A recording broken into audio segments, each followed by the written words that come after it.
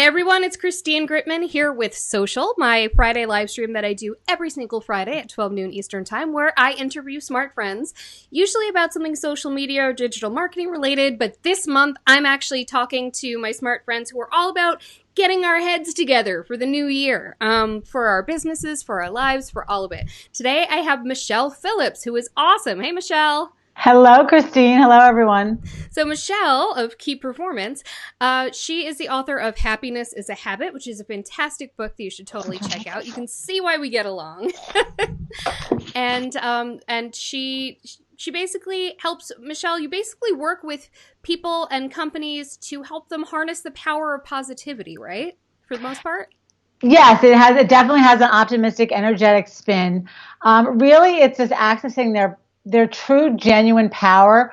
Most of us live in this world between what society expects of us and what we want to be, right? So it's really kind of finding your true voice and in a positive way. So yes. I love that so much. And I just want to make a quick note that I usually am just streaming on Facebook Live, but today I'm streaming on Facebook Live and YouTube Live. At least I hope I am.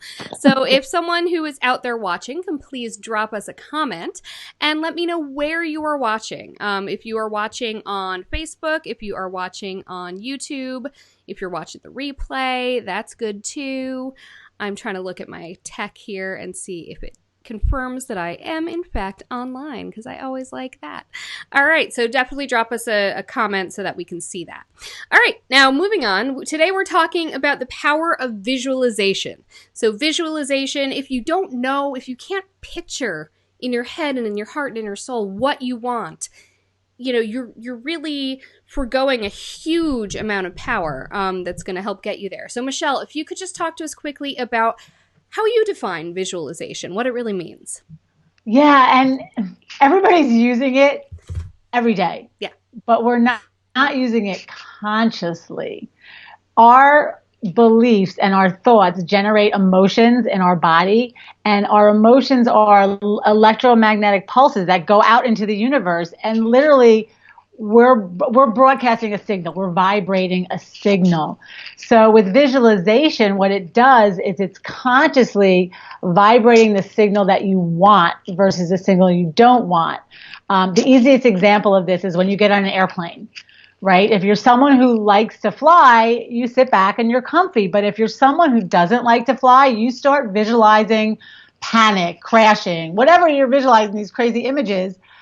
But if you just look around, you realize everyone's having a drink, getting settled, and you realize the power of your mind. So visualization is taking that power and purposefully using it for what you want versus what you want. And to your point, if you're visualizing, the crash and the horror, you're visualizing your worst fears. That is flooding your body with hormones. That fight or flight response. It is flooding your body with stress.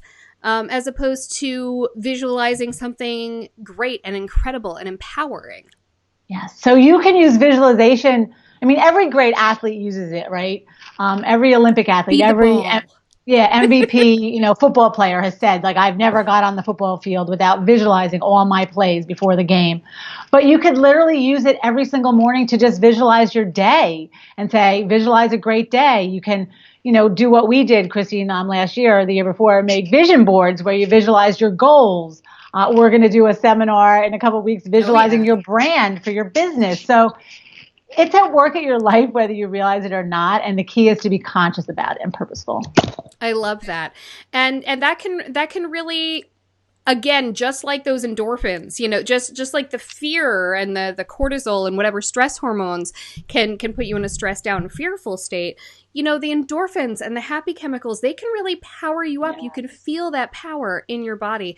This is going to sound like a really weird comparison, but last night I was rewatching with my children the movie of Harry Potter and the Prisoner of Azkaban. And there's a moment, and there's time travel, but basically, spoiler alert, there's a moment where Harry is basically saved by someone using a Patronus, which is a really powerful magical energy, really powerful positive energy. It takes an animal form, but it's positive energy ultimately. And that saves him. And he thinks that someone else cast it. He thinks his late father cast it. And then later when he time travels, he realizes that he's the one who cast it. And he says to Hermione, because he had never done it before, it's a really powerful, advanced thing to be able to do. He says to Hermione, I knew I could do it because I had already seen myself doing it. Yes. I mean, all these movies are so like, we think they're movies and they're fantasy, but there's so much wisdom in. Oh no, did I lose Michele? Ah! All right, I'm going to try Michele again. I'm sorry about that. I'm going to call her in now. I have actually lost guests before, and so I know what to do when this happens. And what I'm going to do is I'm going to call her in on Skype, and I'm just going to do it on my phone, and I'm going to bring her in and just put her up here. Okay. Sorry about that. That's okay. I don't know where we got lost. Okay, so here's what I'm going to do. I'm going to put you up here. I'm going to take you off of here. I'm going to put you here. And you are going to be talking to us as if you're on the computer. Okay. So I don't see you anymore, but you see me and hear me. Yes. Okay. So I don't know where we got cut off. So let's move to how one goes about visualizing, because it sounds like, oh, it's just imagining, but if to be really effective, I imagine it's a little bit more than just imagine. So how does one go about visualization? And this is what people miss in visualization. They think, oh, I just put a picture of a Mercedes up, that I'll get a Mercedes. And visualization is more about the feeling when you visualize. And that's the technology and the method that people kind of miss. So when I put up a picture of a Mercedes, or I visualize myself in a Mercedes or with $1 million, whatever your visualization is, how does it feel in my body? Yeah. Right? Because if I go, yeah, man, I see myself driving that car, then you're on the right track. But if you kind of put that visualization in your brain, it's like, yeah, I think I'm really far away from that. There's a disconnect.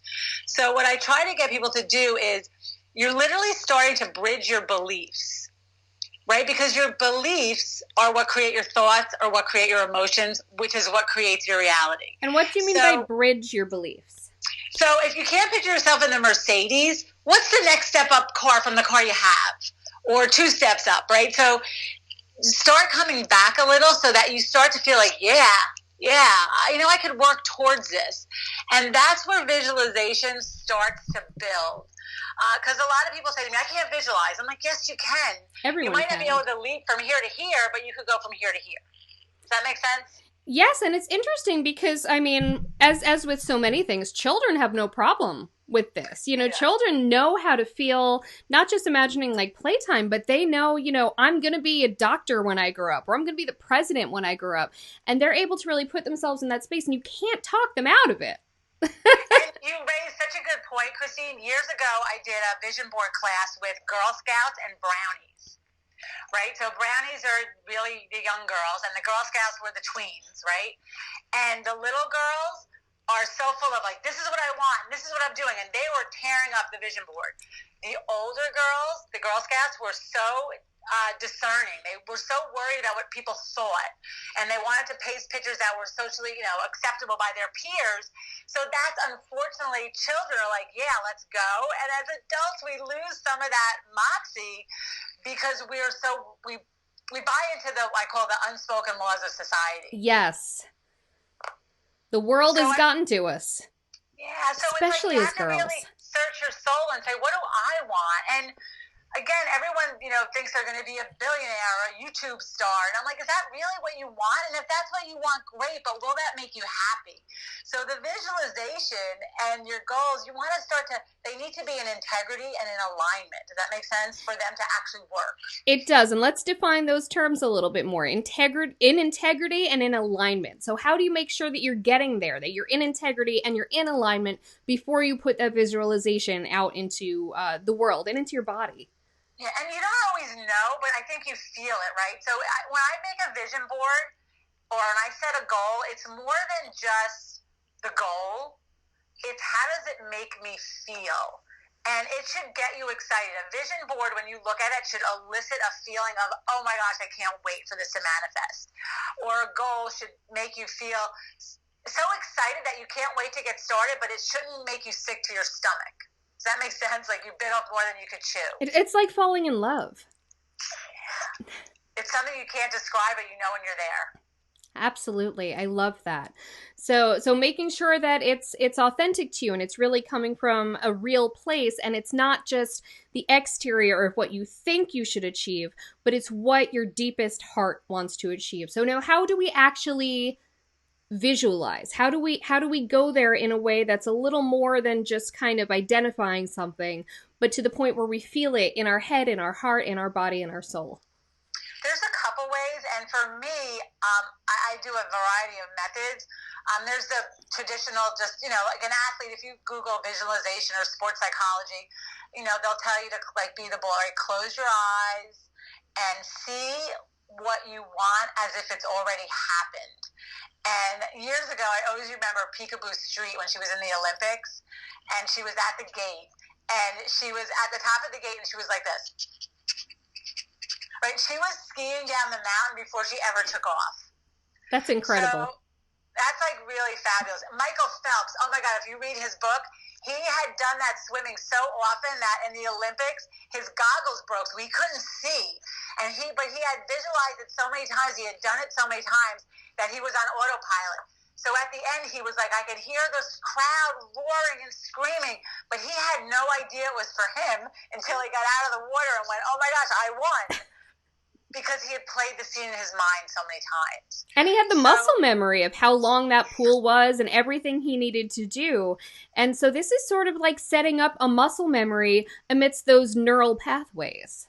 Yes. So just closing your eyes and seeing it is one way. I like to write. I'm a big believer in getting out a journal and just writing what your best version of you. Like, what is the best version of you? And you write it in the present tense. And as you write it, you literally start to feel excited. You literally start to feel, I could do this. Yes, I see it. And if you do that over time, all the studies have shown you literally become that person or that, those things start to actually manifest in your life.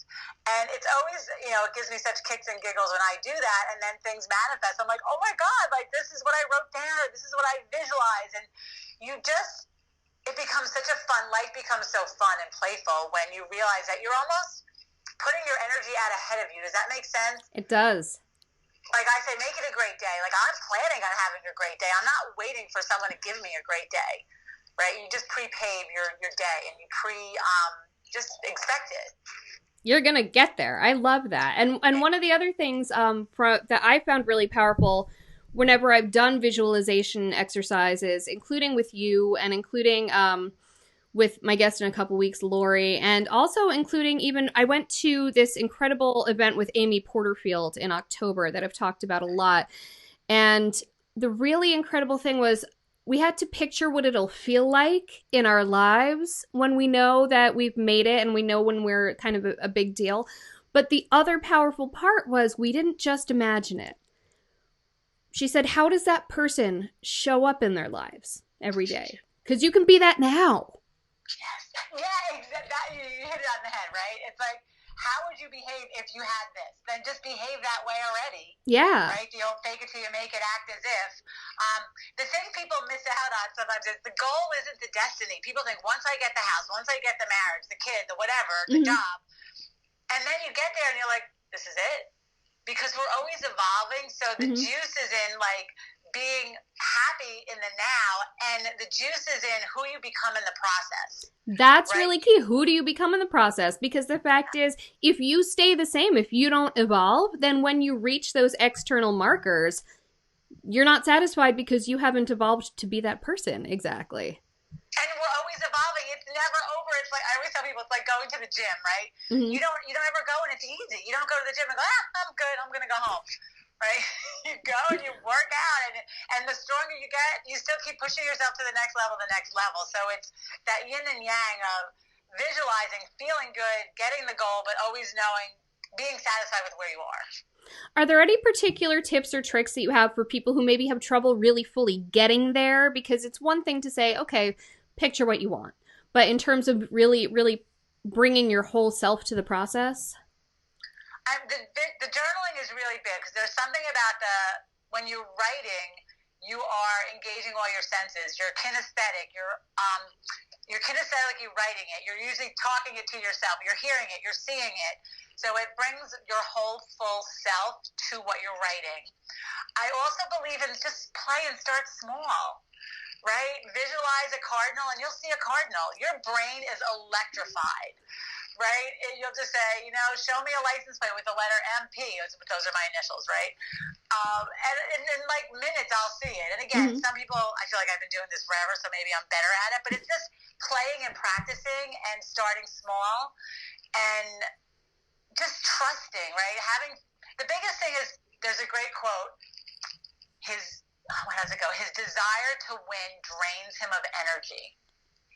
If all you do is want to win, you lose the joy. So it's being playful about it and having fun with it, and make some big lofty goals that maybe give your stomach a twirl, but make some small fun ones that I just want to have fun. I want to, I always like when I travel, I want to play.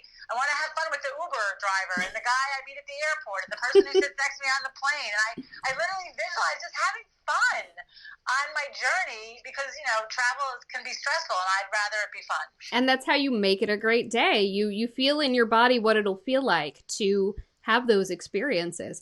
So then how do we make sure that we get the lessons from it? Because it's so easy to imagine what we want and imagine what it'll feel like when we get it and have those good feelings. And then once we're out of the visualization, kind of coming down to reality and not making change. Yeah, and that's where the positivity comes in. You can't complain your way to a happy ending. So you have to find the positive in being awake every day, right? Find the positive in the crazy. I mean, the world is crazy right now. I can't even, some of the stuff that's going on, and it's just, we're being sold to at every level, right? Everybody wants our email and our phone number, and and everyone's I'm part of the problem. Complaining about it. Excuse me? I'm part of that problem. But We all are. But I'm like, you know what? Just laugh it off. Delete the emails. Like, somebody sent an email on a Happy New Year to all her clients, and everyone's like, who is this? I don't know what with people, remove it. I'm like, oh my God, get over yourselves, people. You're getting all twisted over someone that wished you Happy New Year. Oh my goodness. So I don't know if I'm making sense, but yes. It's having the fun moments along the way and seeing the ridiculous, having humor, having positivity, and working on your optimism, because that's the way people think, once I get there, then I'll be happy. But you have to be happy along the way. Right? So have the goals, have the vision, but figure out a way to have fun each step of the way. I love that so much. And I want to see if anyone has any questions. I'm seeing some comments on Facebook. I'm not seeing any YouTube comments at the moment. But Tim, Dan, anyone who is out there watching, if you have any questions for us, that would be great. In the meantime, I want to make sure people know, Michele mentioned it briefly, but we are doing a workshop together on January 15th in Dobbs Ferry, which is in Westchester, right over here. And it's not exactly this. There's definitely visualization involved. That is kind of one of the main tools we'll be using.